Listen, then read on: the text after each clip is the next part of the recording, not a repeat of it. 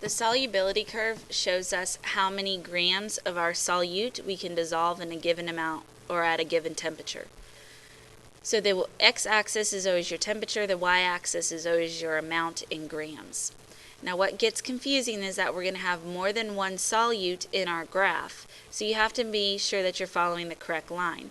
This graph shows all the lines as different colors. However, when you get your test in your final exam, it's in black and white, so you do need to make sure that you're following the correct line.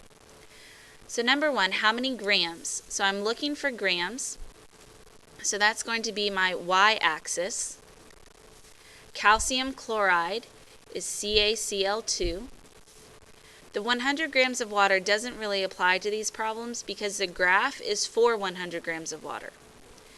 20 degrees Celsius would be my x-axis.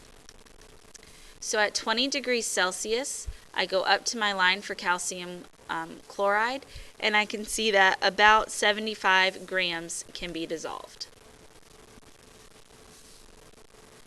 Now for the second problem, it's asking for what temperature. So that's going to be my my x-axis.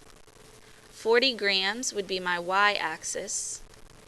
Potassium chloride is KCl. The 100 grams of water again does not apply. So 40 grams KCl. The temperature then is going to be just above 40, so we could say 42 degrees Celsius.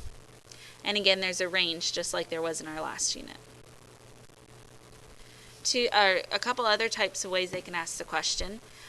What is the most soluble at 90 degrees? So 90 degrees is my x value.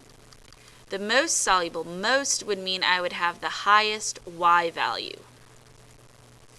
So at 90 degrees Celsius, I go to the highest line that I can see on the graph, and that would be K2Cr2O7, or potassium dichromate.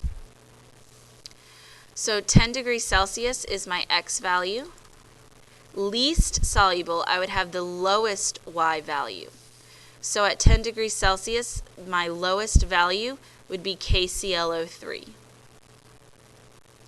Number 5, at 50 degrees Celsius, that is my x value. And 40 grams, that would be my y value. So I'm going to plot my point. 50 degrees Celsius, 40 grams. Now I'm talking about sodium chloride, which is NaCl. Well, NaCl is this light blue line.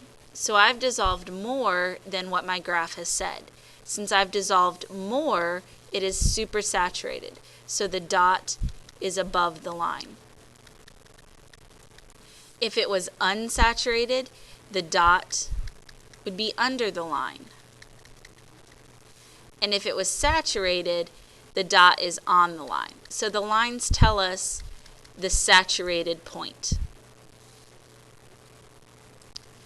Two other questions that it could ask. We have calcium chloride, which is CaCl2.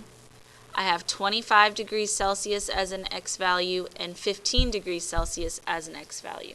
So I want to know how many grams would precipitate or come back out of the solution. So I want to know what the difference is between those two temperatures. So 25 degrees Celsius, I can dissolve about 85 grams. At 15 degrees Celsius, I can dissolve about 70 grams. So the difference then would be 15 grams. So I would have 15 grams precipitate back out. Which salt shows the least amount of change? That would be the flattest line, so that is NaCl. The most change would be the most drastic line, so that would be probably calcium chloride or potassium nitrate.